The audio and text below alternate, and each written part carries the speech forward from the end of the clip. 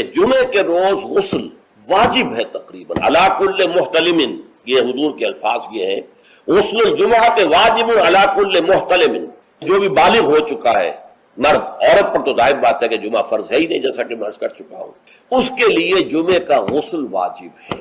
اور اندازہ یہ ہوتا ہے، میں یقین سے تو نہیں کہہ سکتا، کہ جیسے ہی جمعے کے لیے روانگی ہو اس وقت غسل کیا۔ پھر حضور نے یہ بھی فرمایا ہے کہ اچھے کپڑے پہن کر جاؤ، دھلے ہوئے کپڑے پہن کر۔ آپ نے فرمایا کہ کیا تم میں سے کسی شخص کے لیے یہ ممکن نہیں ہے کہ اپنے جو محنت کے کپڑے ہوتے ہیں، محنت یعنی جب کہ مشقت کرتا ہے، ایک لوہار بیٹھا ہوا ہے اور وہ بھٹی کے سامنے بیٹھ کر کام کر رہا ہے، پسینے آئیں گے اس سے، کپڑوں میں بدبو ہو جائے گی پسینے کی، پھر اس کے اوپر سیاہ داغ پڑے ہوں گے، میلے ہوں گے، تو یہ اس کا لباس ہے محنت کا۔ یا کوئی کاریگر ہے، مکان کی تعمیر میں لگا ہوا ہے، ظاہر بات ہے جب وہ یہ کام کر رہا ہے گارے کے دھبے ہوں گے، کچھ اور ہوگا، تو حضور نے فرمایا کیا ممکن نہیں ہے تم میں سے کسی کے لیے کہ ایک علیحدہ سے جوڑا جمعے کے لیے رکھ لو، وہ جمعے ہی کی صرف استعمال کیا، وہ تمہارے محنت کے کپڑے نہ ہو کہ جن میں تم محنت اور مشقت کر رہے ہو، بلکہ وہ علیحدہ سے ایک جوڑا ہو، اس کو فراہم کر کے رکھو۔ پھر یہ بھی فرمایا گیا کہ تیل لگاؤ، بالوں کے اندر تیل لگاؤ، دہن، اور یہ بھی فرمایا گیا کہ کوئی خوشبو ہے تو خوشبو لگاؤ۔ وہ سب کس لیے کہ جو ماحول ہو جمعے کا وہ معطر ماحول ہو، ایسا نہ ہو کہ پسینوں کی بدبوؤں کی وجہ سے طبیعت منغص ہو رہی ہو لوگوں کی، نہیں، بلکہ یہ کہ بڑا خوشگوار ماحول ہو، خوشبو ہو کے اندر، اور یہ کہ کپڑے اچھے پہن کر لوگ بیٹھے ہوئے ہوں۔ بلکہ اسے کہا گیا الجمعہ تو عید المسلمین، یہ ہفتہ روزہ عید ہے در حقیقت، یہ مسلمانوں کو عید کی طرح اسے جو ہے وہ منانا چاہیے، سیلیبریٹ کرنا چاہیے۔ جیسے عید کو آپ کپڑے جو ہے غسل کرتے ہیں، صبح کپڑے بدلتے ہیں، خوشبو لگاتے ہیں، پھر جاتے ہیں مسجد عیدگاہ کو، ایسے ہی معاملہ ہونا چاہیے جمعے کا۔ یہ عید المسلمین ہے، یہ گویا کہ ہفتے وار عید ہے مسلمانوں کی۔ اور میرے ذہن میں اس وقت ایک سین آ رہا ہے، وہ جو پکچر بنائی گئی تھی حضور کی سیرت پر، دی میسنجر آف اللہ، دی میسنجر آف گاڈ پر، اس میں دکھایا گیا ہے کہ ابو طالب بستر وفات پر ہے، آخری وقت قریش کا وفد آیا، الٹیمیٹم لے کر کے ابو طالب اب ہمارا صبر کا پیمانہ لبریز ہو گیا، یا تو اپنے بھتیجے کو روک لو ورنہ پھر آئیے اوپن، پھر ایک اوپن چیلنج ہے، کھلے میدان میں مقابلہ۔ ایک جملہ اس وقت اس پکچر میں ہے جو کہا ابو طالب نے، one word, my nephew demands from you only one word۔ اس نے تم سے کیا تقاضا کیا ہے؟ تم سے دولت نہیں مانگی، تم سے مال نہیں مانگا، تم سے حکومت نہیں مانگی، کچھ بھی تو نہیں مانگتا، وہ بات مانگتا ہے، ایک کلمہ تک مانگتا ہے۔ ابو جہل نے فوراً ریٹارٹ کیا، the one word he demands demolishes all the gods۔ اور ایک بات اس کی ایسی ہے کہ جو ہمارے سارے معبودوں کا تیا پانچا کر کے رکھتے تھے، یہ ختم کر دیتی۔ دین تو ایک بات ہے۔ اسی انداز میں آپ کو بتا رہا ہوں کہ اللہ کا کل تقاضا، دین کا کل تقاضا ایک لفظ میں ہے، وہ لفظ ہے عبادت۔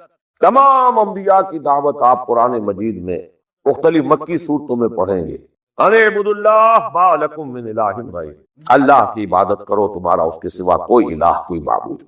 قرآن کی دعوت صرف اس فرق کے ساتھ کہ پہلے انبیاء کہتے تھے یا قوم اعبدوا اللہ، اے میری قوم کے لوگوں اللہ کی کرو، اللہ کی عبادت۔ حضور چونکہ بھیجے گئے پوری نوع انسانی کے لیے، تو یہاں خطاب ہے یا ایھا الناس اعبدوا ربکم الذی خلقکم والذین من قبلکم لعلکم تتقون، اے لوگو، اے بنی آدم، بندگی کرو، پرستش کرو اپنے رب کی جس نے تمہیں پیدا کیا۔ سورہ ذاریات میں فرمایا وما خلقت الجن والانس الا لیعبدون، تمہاری غایت تخلیق ہی یہ ہے، ہم نے تمہیں پیدا ہی اس لیے کیا ہے کہ تم ہماری بندگی، ہماری عبادت۔ اور وہی 100 بات کی ایک بات حضرت یوسف نے اپنے قید خانے کے ساتھیوں سے کہی، ان الحکم الا للہ امر لا تعبدوا الا ایاہ ذالک الدین۔ ایک جملے میں کل دین قیم ہے، مکمل دین ہے، اس کے سوا کسی اور کی عبادت اور بندگی نہ کرو۔ ایک لفظ ہے، ایک تقاضا ہے، ہم پورا کر دیں تو نجات بھی ہے، فوز بھی ہے، فلاح بھی ہے، رشد بھی ہے، سعادت بھی ہے، ہدایت بھی ہے۔ لیکن اب یہ کہ یہ عبادت ہے کیا؟ عبادت کے 5 اجزاء، بلکہ اجزاء کا لفظ میں نے غلط شمار کیا، استعمال کیا، 2 تو ہے لازمی اجزاء، لازمی، اور 3 اس کے ضمنی پہلو ہیں، تو 2 × 3 5۔ یہ 5 باتیں اگر یاد نہیں رہتی ہیں تو عبادت کا تصور آپ کا درست نہیں۔ آخر کوئی اتنی بڑی بات ہے کہ تمام نبی اسی کی رٹ لگاتے رہے، اسی کی تکرار کرتے رہے، کوئی اتنی بڑی بات ہے کہ ابدی فوز و فلاح اور رشد اور سعادت اس کے ساتھ وابستہ ہے، وہ بہت بڑی بات ہے، معمولی بات تو نہیں۔ ابدی جہنم اور ابدی جنت، کتنا فرق ہے۔ اور وہ اسی ایک لفظ کے ساتھ وابستہ ہے۔ عبادت ہے کیا؟ اس کے دو جو لازمی اجزاء ہیں ان میں سے ایک مثال ہے جسم، یہ میرا جسم 2.5 من وزن ہے اس کا، یہ میرا جسم، لیکن اس میں روح ہے، وزن وغیرہ نہیں ہے، نہ نظر آتی ہے، لیکن اصل انسان وہ روح ہے۔ اسی طرح عبادت کا جو جسد ظاہری ہے، جو نظر آتا ہے، پیلپیبل ہے، محسوس ہوگا، سامنے آئے گا، وہ ہے اطاعت کلی، total obedience without any reservation, کوئی استثناء نہ، مخلصین لہ الدین، اطاعت کو اس کے لیے خالص ٹوٹل، یہ ہے جسد۔ 2.5 من جو ہے عبادت وہ یہ، اور اس کی روح کیا ہے؟ اللہ کی محبت۔ یہ اطاعت محبت جذبے سے سرشار ہو تب تو عبادت ہے، ورنہ اطاعت ہے صرف۔ اطاعت تو انسان حکمرانوں کی بھی کرنے پہ مجبور ہو جائے، ہم انگریزوں کی اطاعت کرتے ہیں، آپ یہاں بہت سے ایسے قوانین کی اطاعت کرتے ہیں جو آپ کو پسند نہیں ہے، مجبوری ہے، آ گئے ہیں، رہ رہے ہیں، کیا کریں۔ لیکن جب آؤٹ آف لو، انٹینس لو، جب کسی کی ٹوٹل اوبیڈینس قبول کی جائے گی تو یہ عبادت۔ یہ دو ہے اجزائے لازم، اس کو بڑی خوبصورتی سے امام ابن تیمیہ اور حافظ ابن قیم انہوں نے بیان کیا ہے۔ العبادت تجمع اصلین، غایت الحب مع غایت الذل والخضوع، دو چیزیں جمع ہوتی ہیں تو عبادت پوری ہوتی، انتہا درجے کی محبت اور انتہا درجے کی عاجزی اور اطاعت اور سرفبندی کسی کے ساتھ، یہ دونوں چیزیں اطاعت کے لازمی اجزاء ہے عبادت۔ اور ان دونوں کے بارے میں ایک بات اور نوٹ کیجئے، ان دونوں کے اعتبار سے اللہ اور اس کا رسول بریکٹڈ ہے، ساتھ جڑے، اس لیے کہ اللہ کی اطاعت رسول کی اطاعت کے ذریعے، وما ارسلنا من رسول الا لیطاع باذن اللہ ومن یطع الرسول فقد اطاع اللہ، وہ ریپرزنٹیٹیو ہے، وہ نمائندہ ہے اللہ کا، لہذا اللہ کی اطاعت، اطیعوا اللہ واطیعوا الرسول، اطاعت میں یہ دونوں بریکٹڈ۔ یہی وجہ ہے کہ قانون اسلامی کی مستقل سورسز جو ہیں وہ یہی دو ہیں، اللہ کی کتاب، اس کے رسول کی سنت۔ اسی طرح محبت میں بھی دونوں بریکٹڈ ہیں، اللہ کی محبت، اس کے رسول کی۔ والذین آمنوا اشد، شدید ترین، اشد، ایمان کا لازمی تقاضا یہ ہے کہ شدید ترین محبت آپ کے دل میں اللہ سے۔ اور حضور نے فرمایا لا یؤمن احدکم حتی اکون احب الیہ من والدہ وولدہ والناس اجمعین، تم میں سے کوئی شخص مومن ہو ہی نہیں سکتا جب تک کہ میں اسے، اس کے باپ، اس کے بیٹے اور تمام انسانوں سے زیادہ محبوب نہ ہوں۔ اطاعت اور محبت میں دونوں بریکٹ، اللہ کی اطاعت رسول، اللہ کی محبت۔ بلکہ ایک نکتہ اور نوٹ کر لی، نظری طور پر بالا تر اطاعت اللہ کی ہے اور بالا تر محبت اللہ کی ہے، اور دوسرے درجے میں اطاعت رسول کی ہے اور دوسرے درجے میں محبت رسول کی ہے۔ عملاً ایک ہے نظری چیز، ایک ہے عملاً اصلت اطاعت رسول کی ہے، اللہ کی اطاعت اس کے تابع ہے۔ کیوں؟ اللہ کا حکم بھی تو رسول نے دیا ہے، وہ بھی رسول کے منہ سے ہمیں اب تک پہنچا۔ بمصطفیٰ برسا خیش را کے دی ہماؤس، اگر نہ رسیدی تمام بولا، تو اطاعت تو بن گئی رسول کی اصل، رسول ہی نے بتایا اللہ کا یہ حکم آیا تو مان۔ اسی طرح بڑا پیارا مصرع ہے اقبال کا، از خدا محبوب تر گردن میں، اللہ سے بھی کہیں زیادہ محبوب ہو جاتا ہے اللہ کا۔ اس کی وجہ بھی ہے، اللہ کا ہم کیا تصور کریں، اللہ کی فیلنگز کا ہمیں کیا اندازہ ہو سکتا ہے، کوئی فیلنگز ہے کیا ہے؟ رسول کو ہم ایک ہیومن بینگ کی حیثیت سے ویژولائز کر سکتے۔ رسول کو بھی چوٹ لگی تھی، دل پر چوٹ لگی۔ رسول کے پاس بھی بیٹی آئی تھی، بڑی پیاری بیٹی، فاطمہ بضعۃ منی، ابا جان تو عام لوگوں کے ہاں بڑی فراوانی، ذرا یہ دیکھیے میرے ہاتھوں پر گتے پڑے ہوئے ہیں چکی پیسنے کے، میرے کندھے کے اوپر نشان پڑ گئے ہیں، مشکیزے میں پانی بھر کر لگا، مجھے بھی کوئی کنیز، کوئی غلام ہدایت۔ ہم پوری طرح ویژولائز کر سکتے ہیں کیا فیلنگ ہوگی محمد کی اس وقت صلی اللہ علیہ وسلم، تو ہم ویژولائز کر سکتے ہیں نا کہ کیا کلیجہ اللہ نے دیا تھا کہ فرمایا بیٹی نہیں، یہ چیزیں ہمارے لیے نہیں، تمہیں میں اس سے بہتر چیز دیتا ہوں۔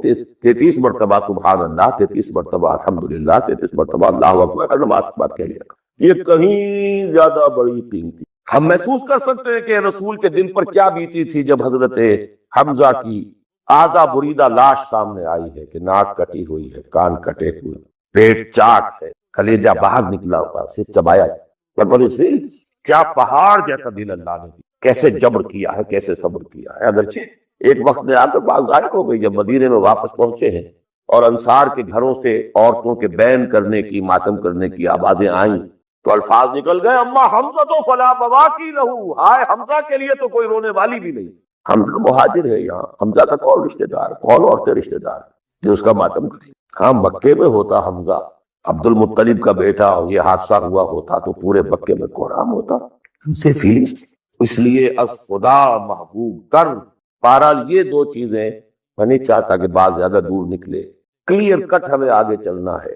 ایک تقاضا توبات کی، ایک بات عبادت کرو خالصتاً اللہ.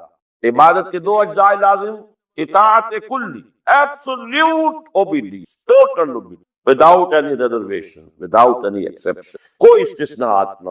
زندگی کا ہر گوشہ، زندگی کا ہر پہلو، ظاہری ہو، باطنی ہو، داخلی ہو، خارجی ہو، انفرادی ہو، اجتماعی ہو، عائلی ہو، قومی ہو، سیاسی ہو، ہر اعتبار سے اللہ کی. اور یہ اطاعت ہو اللہ کی محبت کے جذبے سے سرشار ہو کر، اور ان دونوں چیزوں میں اللہ کے ساتھ نظری طور پر، ثانوی طور پر، عملاً اولاً محبت رسول اور اطاعت رسول. تین چیزیں ضمنی، اور یہ ضمنی چیزیں ایکسکلوسیو اللہ کے لیے، خالص اللہ، یہ رسول کے لیے نہیں. نمبر ایک، تعظیم کے کچھ مظاہر ہیں. سجدہ کرنا، قنوت، تعظیماً کسی کے سامنے کھڑے ہونا، ہاتھ باندھ کر، کندھے جھکا کر، یہ قنوت کہلاتا. کھڑے ہونا تعظیماً، جھکنا تعظیماً، جس میں رکوع بھی ہے، سجدہ بھی. مطلقاً حرام. یہ صرف یہ مینیفیسٹیشن عبادت کا فضل. فقوموا للہ قانتین، اللہ کے سامنے کھڑے رہا کرو، سجدہ کرو.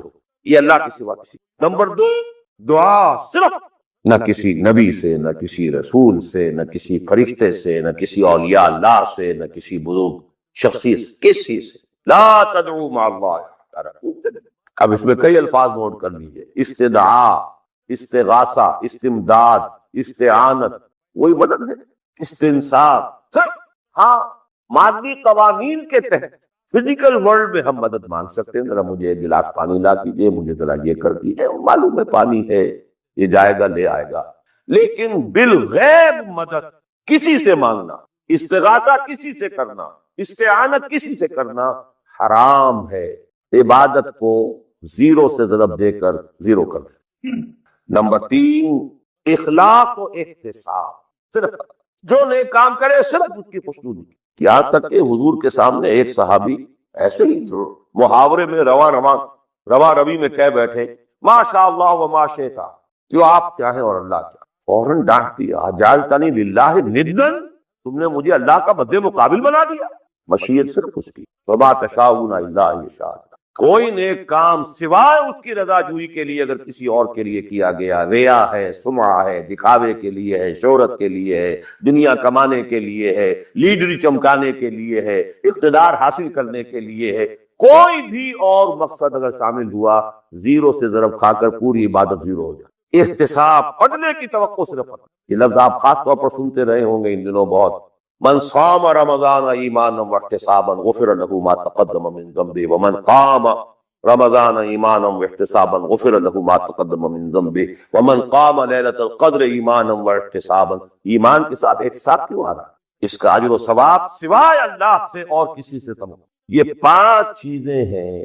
جہاں تک اطاعت کا تعلق ہے اس میں ایک ایکسیپشن نوٹ کر. کہیں کسی وقت نسیان سے، خطا سے یا جذبات کے طوفان میں آ کر کوئی غلط حرکت کر بیٹھے، لیکن فوراً توبہ کر.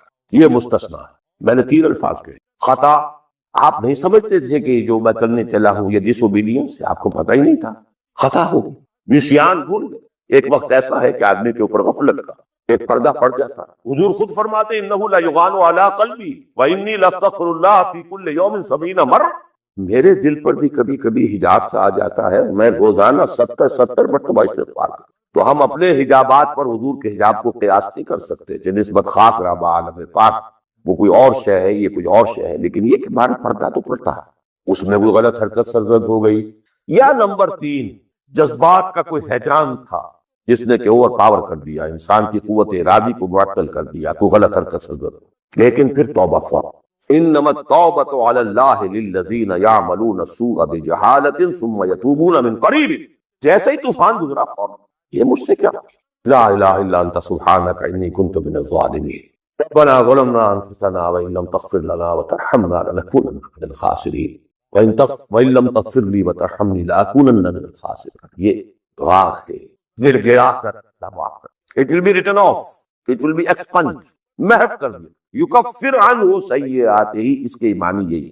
ہاں اس کے برعکس اگر ایک گناہ بھی جان بوجھ کر مستقلاً کرتے، ایک، باقی ساری 99% عبادت ہو رہی ہے، ایک حرام شے کو اپنے لیے حلال ٹھہرا لیا، شعوری طور پر، ارادی طور پر، مداومت کے ساتھ اس کے اوپر ڈیرے جما لیے، وہ ایک گناہ جو ہے وہ پوری عبادت کو زیرو سے ضرب دے کر زیرو کر دے گا، اور خلود فی النار، آگ میں ہمیشہ رہنے کی۔ بلا من کسب سیئۃ واحاطت بہ خطیئتہ فاولئک اصحاب النار هم فیہا خالدون۔ ان پوائنٹس کو اچھی طرح نوٹ کی۔ خطا میں فرق، گناہ میں فرق۔ گناہ غیر شعوری طور پر ہو گیا، خطا سے ہو گیا، نسیان سے ہو گیا، وقتی طوفان جذبات کا، کسی ایسی محفل میں تھے، مجلس میں تھے، ہو گئے، غلطی ہو گئی، فوراً متنبہ ہو گئے فوراً۔ اور جیسے کہ آدمی، مجھے اچھی طرح یاد ہے ایک مرتبہ، اور میں بھولتا نہیں اس واقعے کو، میں میڈیکل کالج میں پڑھ رہا تھا، تو ایک سائیکل پر جا رہا تھا کالج، اور سلپری تھی روڈ۔ جب سائیکل سلپ کرتی ہے تو پتہ نہیں چلتا میں کب گرا ہوں، لیکن مجھے پتا اس وقت چلا ہے جب اٹھ چکا تھا، جب میں گرا، کیونکہ آدمی وہ پڑا نہیں رہتا، فوراً اٹھتا۔ یہ جو ہے فوراً اٹھتا، ثم یتوبون من قبل، یہ بھی بعد میں معلوم ہوتا ہے کہ میں گرا تھا، جب کہ اٹھ چکا ہوتا، اتنا انسٹنٹینیس۔ یہ ہے یتوبون من قریب، اور اس کو اللہ نے اپنے ذمے، انما التوبۃ علی اللہ، اللہ کے ذمے ہے یہ کہ وہ ایسے شخص کی توبہ قبول۔ انما التوبۃ علی اللہ للذین یعملون السوء بجہالۃ ثم یتوبون من قریب۔ بہرحال یہ ایک اس کی ضمنی بات تھی کہ اطاعت کلی کے ضمن میں ان دونوں چیزوں کو ذہن میں رکھیے۔ گناہ کا ہو جانا، کل بنی آدم خطاؤون وخیر الخطائین التوابون، التائب من الذنب کمن لا ذنب لہ۔ بہت اس میں ہمارے لیے پر امید باتیں کہی گئی۔ اللہ کو اپنے گناہ گار بندے کی توبہ سے اتنی ہی خوشی ہوتی ہے جتنی کہ اس شخص کو ہوئی جو ایک صحرا میں سفر کر رہا تھا، ایک ہی اونٹ تھا، اسی پر اس کا پانی تھا، اسی پر اس کا راشن تھا، تھوڑی دیر کے لیے سستانے کو لیٹا، آنکھ کھلی تو اونٹ کھائی، دوڑ رہا ہے، مشرق میں، مغرب میں، شمال میں، جنوب میں، تھک ہار کر بیٹھ گیا ہے۔ اب وہ موت کا انتظار کر رہا ہے، نہ پانی ہے، نہ کوئی غذا ہے، نہ کوئی سواری ہے کہ اس صحرا نہ خود صحرا سے نکل۔ وہ اچانک دیکھتا ہے کہ اونٹ تو کھڑا ہے، موجود ہے۔ اسے اتنی خوشی ہوتی ہے کہ وہ کہتا ہے اللہ تو میرا بندہ، میں تیرا رب۔ کہنا یہ چاہتا تھا اللہ تو میرا رب، میں تیرا رب، لیکن اتنا مغلوب ہو گیا ہے اس وقت جذبات میں خوشی کے کہ کہہ یہ بیٹھا کہ اللہ تو میرا بندہ، میں تیرا۔ اتنی خوشی ہوتی ہے اللہ کو اپنے کسی گناہ گار بندے کی توبہ سے۔ تو یہ وہ ہے وہ مسئلہ، عارضی، فوری، لا علمی، جہالت، طوفان یا کسی ماحول کے فوری اثر کے تحت کوئی غلطی ہو گئی، فوراً توبہ۔ لیکن یہ کہ اگر جان بوجھ کر کانشس ڈیسیژن ایک حرام شے کو بھی اگر مستقلاً اختیار کر لی، بلا من کسب سیئۃ واحاطت بہ خطیئتہ فاولئک اصحاب النار۔ اب آئیے نیکسٹ، میں جسے آج ایک نیا اینگل کہہ رہا ہوں وہ کیا ہے۔ دیکھیے اطاعت کے دو پہلو ہیں، انفرادی اور اجتماعی۔ وہی مراد کیا ہے؟ ان کی ریشو پروپورشن مختلف ہوگی۔ کوئی بہت آرگنائز سوسائٹی ہے، اسٹیٹ کا کانسیپٹ ہے، اجتماعیت کا پڑھنا بہت بھاری ہو جاتا ہے، انفرادیت بہت محدود آتی ہے۔ کوئی بڑی پریمیٹو سی سوسائٹی ہے، آرگنائز اسٹیٹ نہیں ہے، تو انفرادیت کا دائرہ وسیع ہوتا ہے، اجتماعیت محدود ہوتی ہے، ان ویریس پروپورشن۔ لیکن پہلے ان کو آئیڈینٹیفائی کیجئے، اس سے میری مراد کیا ہے؟ وہ اللہ کی اطاعت ہے کہ جو ایک انسان کے اپنے بس میں ہے وہ کر سکتا، چاہے بھوک آ جائے، فاقہ آ جائے، نقصان ہو جائے، جان کا اندیشہ ہو جائے، یہ کر سکتا۔ ایک وہ اطاعت ہے جو کسی صورت کر ہی نہیں سکتا جب تک کہ اجتماعی ماحول نہ بدلے، کتنا ہی سنسیئر ہو، کتنا ہی نیک ہو، کتنا ہی فیصلہ کر لے، کر ہی نہیں سکتا، وہ اس کے ہاتھ میں ہے ہی نہیں۔ ایک ریاست ہے، آرگنائز اسٹیٹ ہے، اس کا لا ہے، آپس میں رہ رہے تو وہی قانون چلے گا، آپ کے بس میں نہیں ہے۔ آپ کا بیٹا فرض کیجئے خدا نہ خواستہ زنا کرے تو آپ سے رجم نہیں کر سکتے، چاہے آپ کا بیٹا ہے، you have no power, no authority۔ آپ کا اپنا بیٹا اپنی بیٹی چوری کر لے، آپ ہاتھ نہیں کاٹ سکتے۔ مجھے یاد آ رہا ہے لو ان فاطمہ بنت محمد سرقت، بالفرضی کہہ رہا ہوں، میں بھی مفروض ہے کتاب، آپ نہیں ہاتھ کاٹ سکتے۔ ایک معاشرہ ہے جس کے اندر پوری معیشت جو ہے سود کے اوپر، آپ سانس بھی نہیں لے سکتے کہ جو سود سے خالی ہے، امپاسبل۔ ایک اسٹیٹ ہے، آپ اس کے سٹیزن ہیں، آپ اس کے کانسٹیٹیوشن کے لائل ہیں، فیتھفل ہیں، تو جیسا کہ میں نے کہا تھا آرگنائز، اس میں تو پھر نماز، روزہ، حج، زکات جو افعال ہے، اعمال ہے، نظر آنے والی شے ہے، آنکھوں سے دیکھی جا سکتی ہیں، ان کو شامل کیا گیا ہے۔ اور اسی پر پھر جو اہم ترین فتویٰ ہے امام اعظم امام ابو حنیفہ کا، الفقہ الاکبر کا سب سے اہم فتویٰ وہ یہ ہے کہ کسی شخص کی اس کے عمل کی بنا پر تکفیر نہیں کی، تارک صلاۃ کافر نہیں قرار دیا جائے گا، منکر صلاۃ کافر قرار۔ تارک صلاۃ مجرم ہے، تعزیر ہوگی، اسے مارا جائے گا، اسے جیل میں ڈالا جائے گا۔ بعض حضرات جو ہے قتل تک کے بھی اس کا فتویٰ دیتے ہیں، بعض فقہا، امام صاحب نہیں دیتے، امام ابو حنیفہ کے نزدیک نہیں ہے، وہ یہی ہے کہ اس کو جیل میں ڈالا جائے یہاں تک کہ وہ توبہ کرے اور وعدہ کرے کہ میں نماز پڑھوں گا پابندی کے ساتھ، تب چھوڑا جائے۔ باقی بعض حضرات اسے، لیکن ان میں بھی پھر اختلاف ہے کہ آیا تعزیراً کہا جائے گا یا یہ کہ حداً۔ حد تو اس صورت میں قتل کی ہوتی جب اسے مرتد مان لیا جائے، تو بعض لوگ اس انتہا تک چلے گئے کہ جو تارک صلاۃ ہے وہ کافر ہو گیا، مرتد ہو گیا، اور اس کو قتل کیا جائے حد کے طور پر، کہ وہ مرتد کی حد اس کے اوپر اجرا کر دیا جائے۔ لیکن امام اعظم امام ابو حنیفہ، جن کے بارے میں میں پورے اطمینان اور اشراع کے ساتھ کہتا ہوں کہ جو سینس آف لا اللہ نے حضرت امام ابو حنیفہ کو عطا کیا تھا، اس کی شاید دنیا میں کہیں کوئی مثال نہیں۔ اس قدر باریکی کے ساتھ انہوں نے جا کے معاملہ، اتنی بات کہہ دی لا یزید ولا ینقص، بظاہر کتاب و سنت کی اتنی بڑی نفی ہے، قرآن میں ایمان کے اضافے کا ذکر ہے، ما زادہم الا ایمانا و تسلیما، قرآن کے الفاظ، زادتہم ایمانا، ان کے ایمان میں اضافہ ہو گیا۔ وہ کہتے لا یزید ولا ینقص، قرآن کا انکار کر رہے ہیں۔ نہیں، در حقیقت وہ اس کا قانونی پہلو، اسلام کا جو سٹیٹس ہے دنیا میں کہ وہ مسلمان ہے، وہ نہ گھٹتا ہے نہ بڑھتا، سٹیٹس اسٹیشنری، اس کے جو دستوری اور قانونی حقوق ہیں وہ بالکل برابر رہیں گے، نہ کم ہوں گے نہ بڑھیں گے۔ یہ نہیں ہے کہ ایک فاسق و فاجر مسلمان کے جو قانونی اور دستوری حقوق ہیں وہ کم ہیں، اور ایک متقی اور بڑے پابند صوم و صلاۃ مسلمان کے قانونی اور دستوری حقوق زیادہ ہیں۔ لا یزید ولا ینقص، اس معنی میں ایمان نہ بڑھتا ہے نہ گھٹتا ہے، وہ تو ایک جگہ پر کھڑا، بلکہ وہاں تو یہی ہوگا، یا ہے تو پورا ہے، آل اور نن لا، یہ ہمارے ہاں فزیولوجی کا ایک قانون ہے، آل اور نن لا، کوئی شے ہوگی تو پوری ہوگی، نہیں ہوگی تو زیرو۔ خاص طور پہ یہ جو والنٹری مسلز ہوتے ہیں، ایک مسلز تو ہمارے وجود میں ایسے ہیں کہ جن کو حرکت میں لانا ہمارے اختیار میں نہیں، وہ خود بخود حرکت میں ہے، نہ اسے روکنا ہمارے اختیار میں، نہ چلانا اختیار، جیسے دل کا، یہ بھی تو آخر مسل ہی ہے نا، یہ جو کنٹریکٹ کر رہا ہے یہ ہمارے اختیار میں نہیں ہے، یہ تو خود بخود ہی چلتا ہے۔ انتڑیوں کے اندر مسلز ہیں جو اس کے اندر حرکت پیدا کرتے ہیں، وہ ہمارے اختیار میں نہیں، افارا ہو گیا اب بے بس ہو کر بیٹھے ہوئے، انتڑیوں کو جنبش دینے کی اپنے اندر تو اختیار میں ہے ہی نہیں، وہ تو والنٹری مسل جو ہے، جس سے میں نے اپنے اس ہاتھ کو جو ہے جنبش دی ہے، والنٹری مسل کا ہر فائبر جو ہے، ہر سیل، اس کے بارے میں یہ آل اور نن لا ہے۔ اس کو سٹیمولس جو پاس ہوگا اگر پورا ہے تو وہ حرکت کرے گا، اس سے ذرا سا بھی کم ہے تو حرکت میں آئے گا ہی نہیں، یعنی یہ کہ یا تو حرکت کرے گا تو پورا کنٹریکٹ کرے گا، اور اگر نہیں کرے گا تو بس وہ جنبش ہی نہیں کھائے گا۔ آل اور نن لا، یہ آل اور نن لا ہے جو اسلام کے بارے میں اس جو ہے وہ مستعمل ہوگا، کہ یا تو مسلمان ہے تو ہے، بس اس کے تمام حقوق جو ہے دستوری اور قانونی وہ اس کو حاصل ہے، یا پھر یہ کہ مرتد ہو گیا تو زیرو ہو گئے، بیچ میں نہیں ہو سکتا یہ 50% اور یہ 30% اور یہ 70%، اس کے قانونی اور دستوری حقوق جو ہیں وہ آل اور نن لا جو ہے وہ تو یہ ہے اصل میں وہ مسئلہ۔ اسی میں تو ٹھوکریں کھائی ہیں۔ سب سے بڑا گمراہ کن فرقہ جو پیدا ہوا اسلام میں وہ خوارج کا تھا، اور یہ خوارج اتنے متقی، اتنے زاہد، اتنے نمازی، اتنے عبادت گزار، اتنا روزہ رکھنے والے تھے کہ اس وقت کے ماحول میں ان جیسا کوئی تھا ہی نہیں بحیثیت مجموعی۔